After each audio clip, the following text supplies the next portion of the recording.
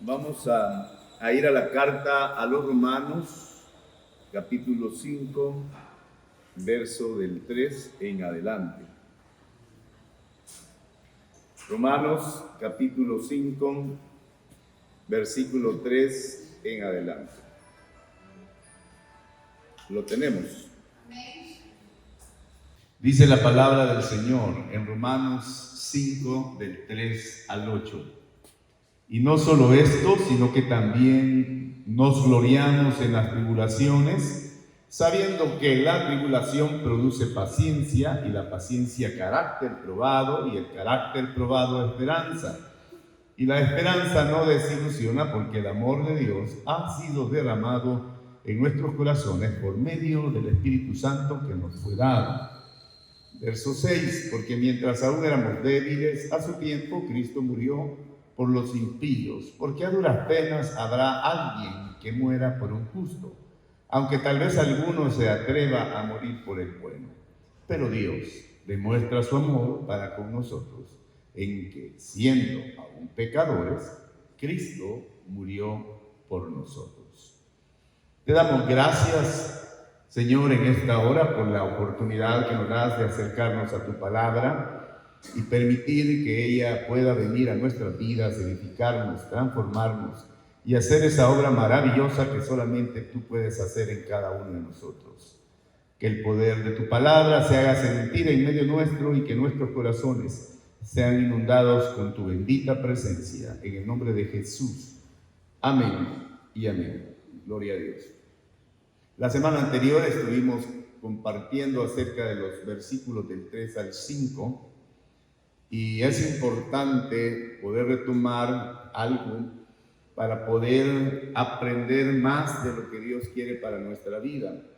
Y una de las cosas que Dios nos muestra es que nos quiere ayudar a ver el propósito misericordioso de Él en nuestras tribulaciones, para que cuando vengan no seamos sorprendidos o no nos choquemos, como dicen, ¿verdad? O no caigamos en desesperación y pensemos que Dios se ha apartado de nosotros o que Dios es nuestro enemigo. Al contrario, Dios es tan misericordioso en lo que hace con las tribulaciones, que deberíamos, dice la palabra, gloriarnos en ella. Nos gloriamos en las tribulaciones, porque sabemos algo, que es entonces lo que sabemos que nos ayuda en medio del problema, más que renegar, más que quejarnos y más que aquellas acusaciones en contra de Dios. Y la respuesta es dada por medio de tres efectos que esto tiene, que tienen los problemas que afrontamos como pueblo de Dios, como hijos de Dios. ¿Cuáles son los efectos? Uno es que la tribulación produce paciencia. Las amenazas a nuestra fe permiten que nuestra fe atraviese momentos difíciles. El efecto número 2 que trae a nuestra vida es que la paciencia va a producir un carácter probado. Cuando nuestra fe afrenta o atraviesa momentos difíciles, demuestra por sí misma que es genuina y que es real. Las tribulaciones prueban la fe de la misma manera que el fuego forja el acero. Lo hace más fuerte y demuestra que el acero no es plomo. El plomo aparenta que es fuerte, pero ¿qué pasa cuando el plomo es sometido al fuego? Se derrite. Se derrite, así como muchas personas se derriten por medio de la aflicción. Pero nosotros sabemos que debemos gloriarnos en medio de las tribulaciones. El efecto número 3, lo dice el verso 4, el carácter probado produce esperanza. Si su fe persevera y demuestra que es un acero endurecido y no un plomo que se derrite, entonces usted tiene más esperanza. ¿Y por qué? Porque ve y siente que es real. Su fe no es algo falso, su fe es genuina.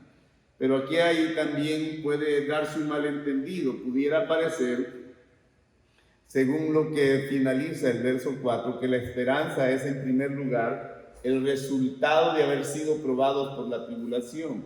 dice, el carácter probado produce esperanza. Así que la esperanza es lo que aparece solamente después de haber pasado por el fuego.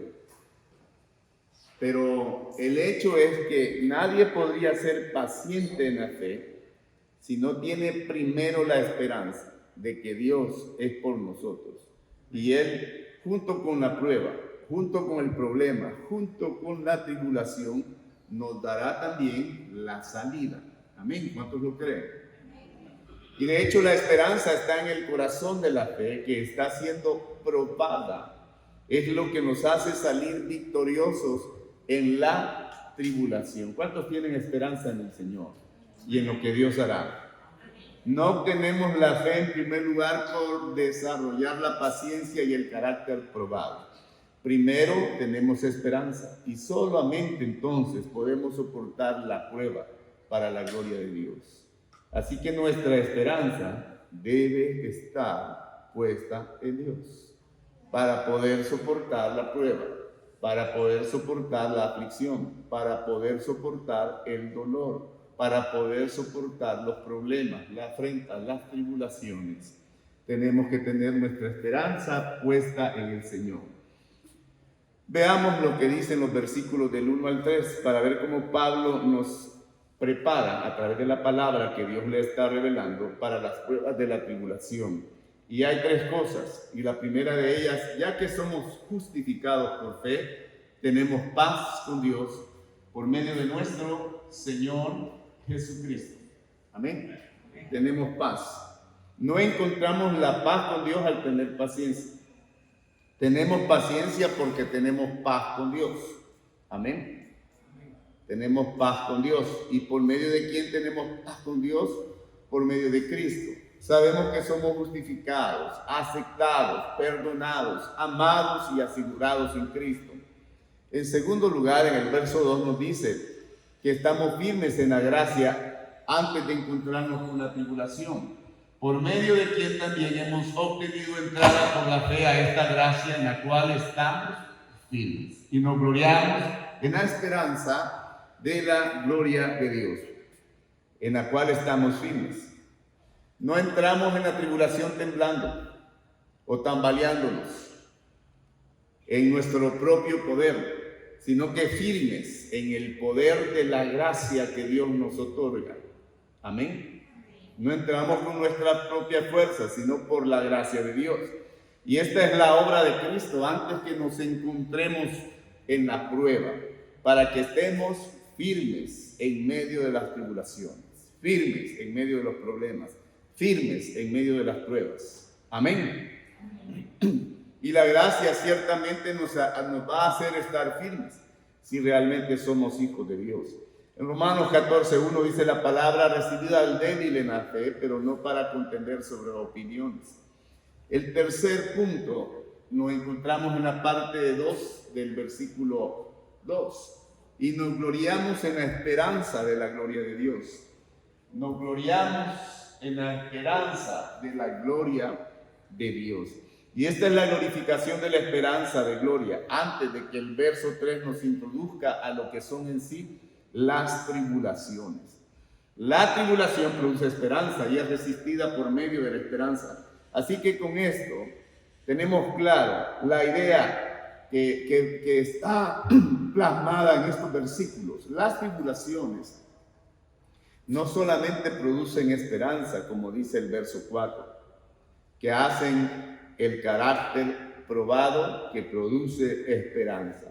Las tribulaciones son resistidas por la esperanza con que ya hemos sido acercados a ella.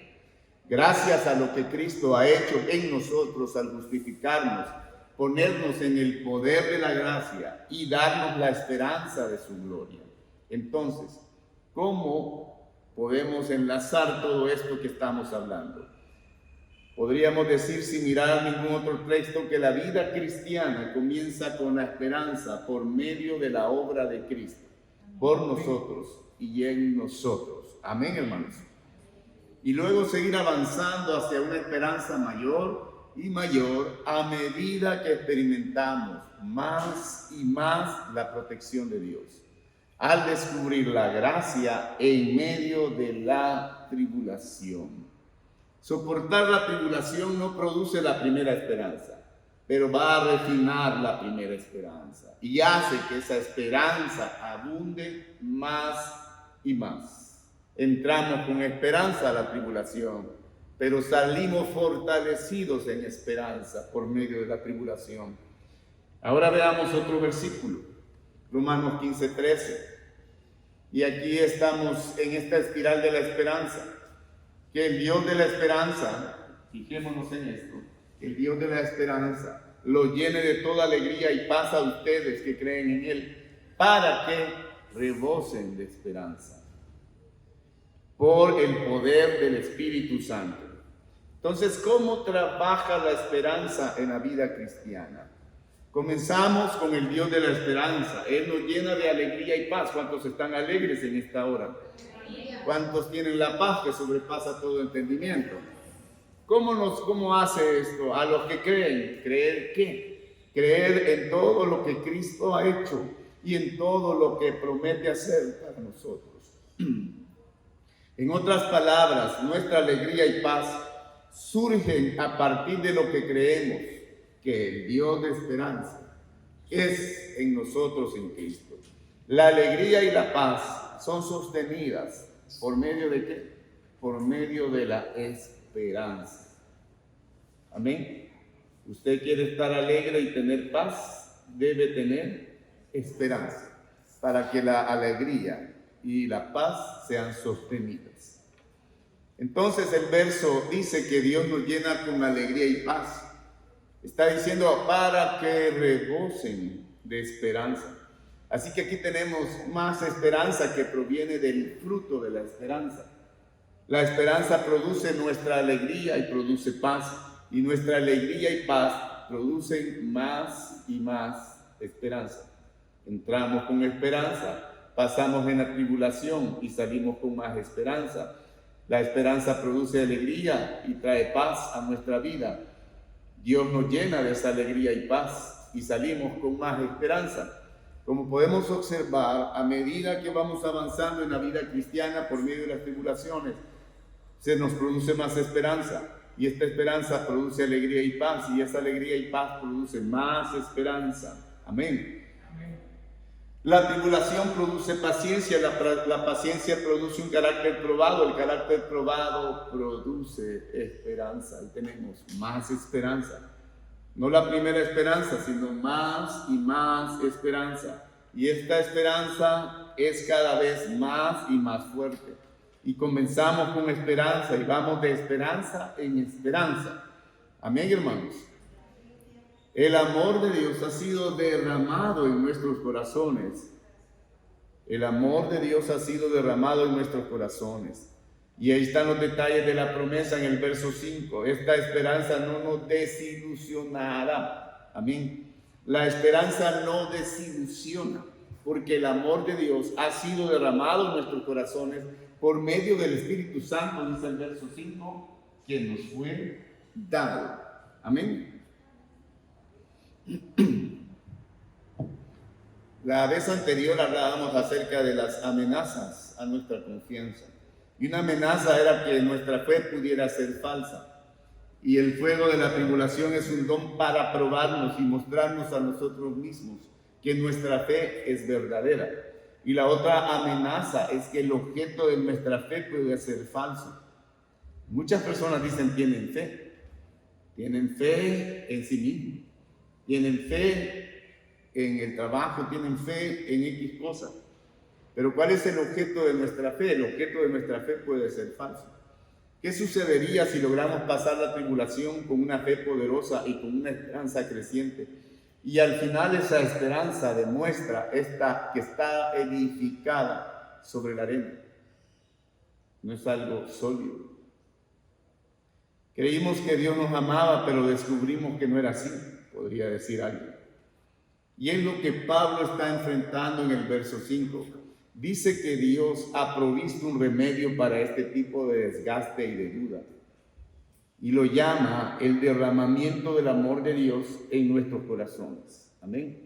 el derramamiento del amor de Dios en nuestros corazones. El amor de Dios que ha sido derramado en nuestros corazones. Y se refiere fundamentalmente al amor de Dios por nosotros, no al amor nuestro por Dios, sino al amor de Dios por nosotros, que no va a cambiar.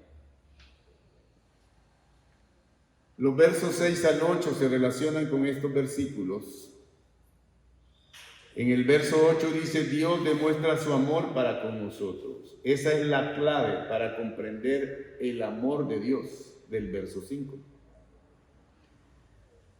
Hace algunos días estábamos enfatizando que el remedio de Pablo para la duda acerca del amor de Dios por nosotros no es principalmente un argumento acerca de ese amor, sino que es una experiencia. Amén. Es una experiencia. ¿Y cómo podemos saber si Dios nos ama? ¿Cómo podemos saber si su amor es real? Y si no estamos esperando en un espejismo, ¿verdad? Como aquel que ve agua en el desierto y no hay. Y la respuesta es que Dios provee una experiencia de su amor para autentificarse. Amén. Dios provee una experiencia de su amor a nuestra vida, a nosotros. ¿Y cuándo sucede esto? Cuando usted sabe que es el amor de Dios. Estamos hablando de experimentar el amor de Dios. Es la base subjetiva de nuestra confianza de que el amor de Dios por nosotros es real. Y hay algunos aspectos que debemos mencionar acerca de esta experiencia que nos habla la palabra. Pero en esta oportunidad vamos a tocar dos de estas situaciones. Y la primera es: esta experiencia del amor de Dios es derramada por medio del Espíritu Santo en nuestros corazones. El amor de Dios ha sido derramado en nuestros corazones, dice la palabra, por medio del Espíritu Santo que nos fue dado. Amén. No importa lo que digamos acerca de esta experiencia, no es la obra decisiva del hombre, sino que es de Dios. Dios es el que tomó el paso. Es sobrenatural. No está en nuestras manos. No es el resultado de simples circunstancias. No es debido a que provengamos de una buena familia. Amén, hermanos. Es tener al Espíritu Santo. Usted no hace que suceda. No es porque usted sea muy espiritual y sea más buena persona que otros. No, esa obra la hace el Señor por medio del Espíritu Santo. El Espíritu Santo hace que suceda, es el trabajo del Espíritu obrando en nuestras vidas. Sucede algo realmente malo cuando nos volvemos tan naturalistas y tan psicologizados que pensamos que una persona con un pasado traumático, abusivo, no puede conocer y experimentar el amor de Dios, y posiblemente se dé cuenta que es todo lo contrario. Amén. Damos la impresión de que conocer el amor de Dios es realmente un asunto de educación. No es educación, no se trata solo de tener conocimiento, pero cuando lo llevamos al punto de que oscurecemos la verdad fundamental y gloriosa de conocer el amor de Dios por experiencia, es la obra sobrenatural y soberana del Espíritu Santo en nuestras vidas. Amén. Pero ¿qué es lo que cómo podemos exponer esto en el equilibrio? Muchas personas saludables, bien ajustadas, productivas, de familias llenas de seguridad, pueden confundir la esencia natural de existir para el amor de Dios, y puede ser que sean peores espiritualmente que las personas que han sido quebrantadas. Más allá de la expectativa, han probado el amor de Dios por el poder del Espíritu Santo. Y esto es lo primero que debemos comprender acerca de esta experiencia. Es dada sobrenaturalmente a nosotros, por medio del Espíritu Santo. No es por el hombre, no es por nosotros mismos, no es por un trance espiritual en el que caemos, o un régimen de autocontrol que nos impongamos, ¿verdad? No se trata de establecer reglas rigurosas y disciplina extrema para poder alcanzar esto. Es una obra sobrenatural del Espíritu Santo en nuestras vidas. Amén. Y lo segundo que podemos mencionar es que debemos decir acerca de esta experiencia, o lo que debemos decir acerca de esta experiencia, es que es un hecho, con un contenido real. Otra manera de decirlo es que esta experiencia es desarrollada por el Espíritu Santo y es mediada en hechos históricos. Hay un componente de conocimiento en esta experiencia y en hechos reales detrás de ese conocimiento. La razón fundamental es que Cristo no será glorificado por una experiencia que no está basada en el conocimiento de Él. Sabemos que el Espíritu Santo es enviado al mundo, ¿para qué? Para glorificar a Cristo. Juan 16:14 dice la palabra: Él me glorificará porque tomará de lo mío y se lo dará a conocer a ustedes. Amén. Tomará de lo mío y se lo dará a conocer a ustedes. Me glorificará. Hay otra versión que toma esta palabra glorificará como honrará. Él me honrará porque tomará de lo mío y se lo dará a conocer a ustedes. Amén. Si el Espíritu Santo obra como un impulso eléctrico, que es lo que muchos creen, y solo hace que sintamos ese corrientazo de felicidad en medio de la noche sin que los pensamientos de Jesús inunden nuestra mente, entonces Cristo no sería más honrado de lo que es por una vívida experiencia de la heroína. Es como estar en un trance, es como estar en una experiencia a través de fármacos o de drogas. No, eso no es lo que hace el Espíritu Santo en nuestra vida. ¿Está conmigo, hermano? Más allá de sentir un corrientazo y sentirme extremadamente feliz, está que el conocimiento de Cristo venga a mi vida y que Cristo sea honrado a través de esta experiencia. No se trata solo de hacerme sentir bien, se trata con el propósito de que honremos a Jesucristo. La razón fundamental porque la experiencia del amor de Dios es mediada o es dada a través del conocimiento de la obra histórica de Cristo en la cruz es que la experiencia existe para darnos gozo y que vivamos la gloria de Cristo. Pero Cristo no obtendrá ninguna gloria a menos que nuestra experiencia del amor de Dios sea una respuesta a la historia del amor de Dios en la obra de Cristo. Él me glorificará con lo que le dará a conocer, ¿verdad? Me honrará a través de esto. Está hablando acerca de que esta experiencia debe traer a nuestra memoria la obra del amor de Dios, la obra de Cristo en nuestra vida. Amén. Y debemos honrarle a Él. ¿De dónde sacamos esta información? Al conectar el versículo 5 y los versos 6, 7 y 8. En el verso 5 dice que la experiencia del amor de Dios es derramada a través del Espíritu Santo. Entonces el verso 6 está conectado a esta declaración con la palabra. ¿Por qué? Porque mientras aún éramos débiles, dice la palabra, a su tiempo, ¿qué hizo Cristo? Murió por los impíos.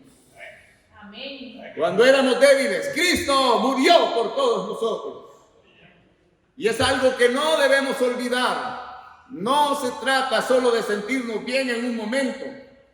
Se trata de que cuando venga el gozo de Dios a nuestra vida, podamos glorificar y honrar el nombre de Jesucristo. Amén. Amén, hermanos. En el verso 7 y 8, Pablo nos muestra el hecho histórico ideal de que Cristo murió por los débiles, por los impíos, por los pecadores. Y en el verso 8 deja bien claro lo que dice en esta acción histórica. Dios demuestra su amor para con nosotros. Amén, hermanos. Entonces es un hecho y una experiencia. Pensemos en esto. El amor de Dios nos es demostrado históricamente para que lo estudiemos, meditemos y conozcamos como un hecho objetivo. o el amor de Dios es derramado en nuestros corazones por el Espíritu Santo para que nos sintamos y estemos seguros al enfrentar las dudas, lo que dice el verso 5. ¿Cuál es la respuesta que obtenemos en la palabra de Dios? Al acudir a la palabra de Dios no permite que dividamos ninguna de estas dos cosas.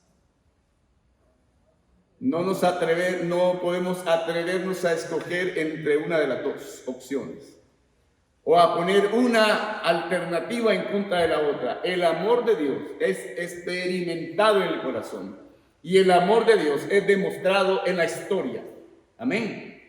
Lo experimentamos en nuestro corazón, es decir, tiene que ver con los sentimientos, con las emociones que tenemos, pero también tiene que ver con el conocimiento histórico, demostrado en la historia del amor de Dios en nuestras vidas. Amén. Hay un hecho y hay un sentimiento, hay un conocimiento en el corazón y un afecto en el corazón, hay una verdad y hay un espíritu.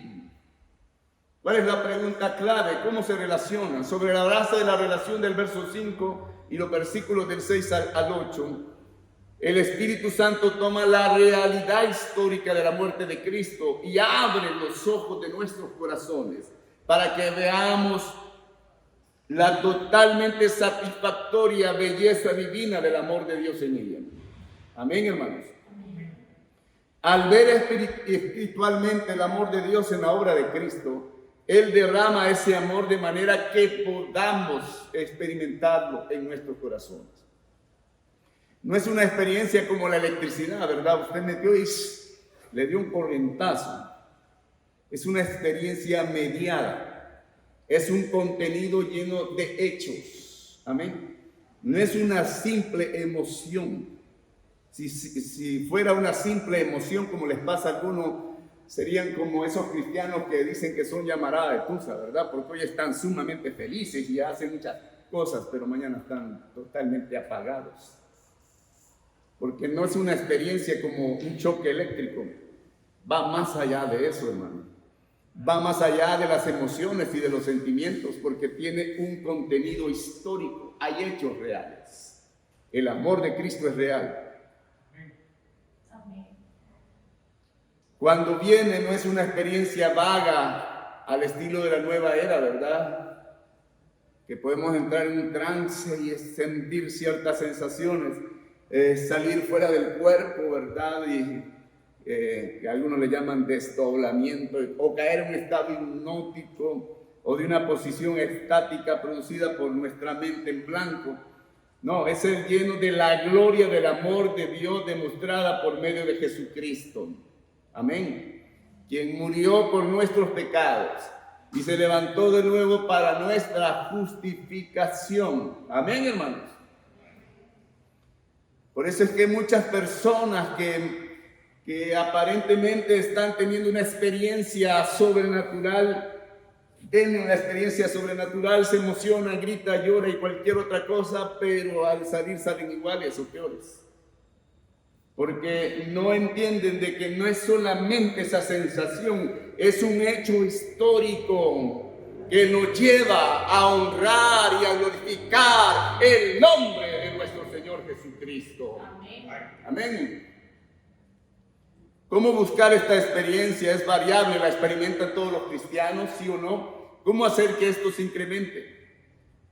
Pero podemos saber esto. Al meditar, reflexionar en los versos del 6 al 8, es que experimentamos lo que dice el verso 5. ¿Por qué? Porque el Espíritu Santo ha sido enviado para glorificar a Jesucristo. El Espíritu Santo no es una droga que altera el estado de ánimo, hermano, que es lo que muchos creen ahora en la actualidad, sino que es un iluminador de la gloria del amor de Dios en la obra de Cristo. Amén. Amén.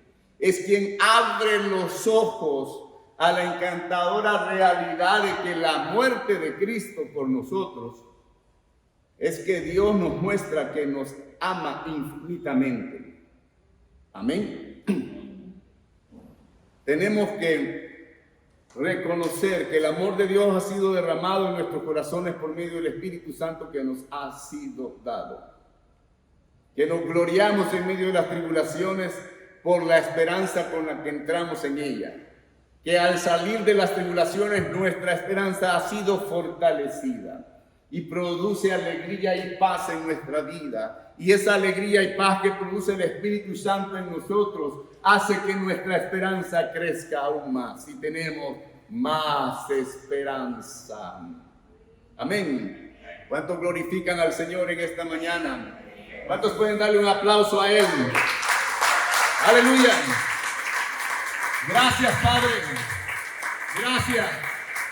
Porque tu amor ha sido derramado en nuestras vidas, en nuestros corazones, por medio de tu Santo Espíritu. Y tú levantas a tu pueblo con poder y gloria, fortaleciendo nuestro ser interior, oh Dios, para que podamos ir de victoria en victoria, de triunfo en triunfo, de esperanza en esperanza, y podamos honrarte, glorificarte a ti, el Rey de Reyes y Señor de señores. A ti sea la gloria, la honra y la alabanza, oh Dios. Y que seas tú manifestándote, Señor, en cada vida, en cada corazón, oh Padre. En el nombre de Jesús.